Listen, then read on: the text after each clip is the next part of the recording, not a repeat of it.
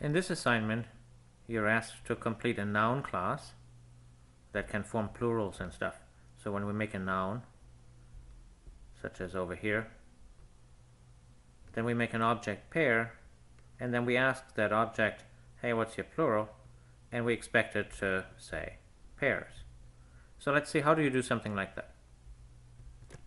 So if we draw a little picture here, so what is pair? Pair is just a reference to an object of type noun, and inside that object there's something, and this time around we were asked to come up with what that something is. What we're going to store in there is the singular form. In that case, that would be the string pair. And that's going to be good enough to compute everything that we need to compute. When we're asked to take the plural, we'll take out the singular here and just add an s to it.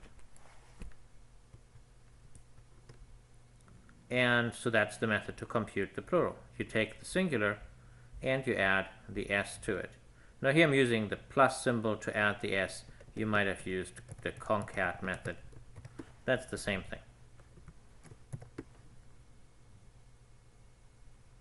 Now how about the other forms?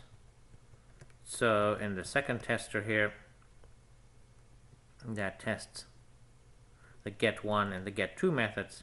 So the get1 method should say one computer, or in the case of a pair, it should say one pair.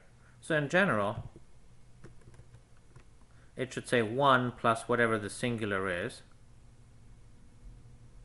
And that's what we have here. So you have the string 1, note the space, plus singular. Or if you don't like the plus,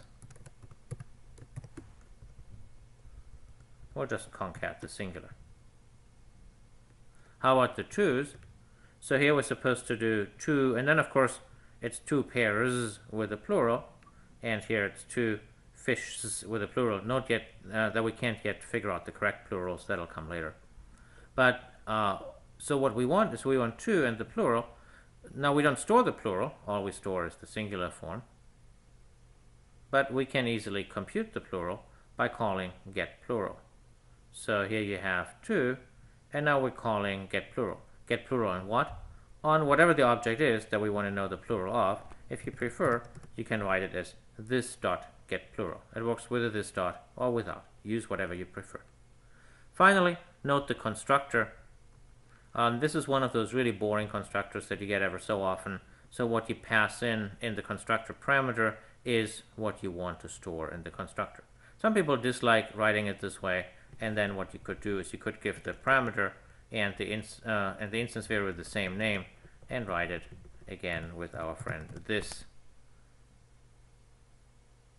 Both forms work the same way. Use whatever you prefer.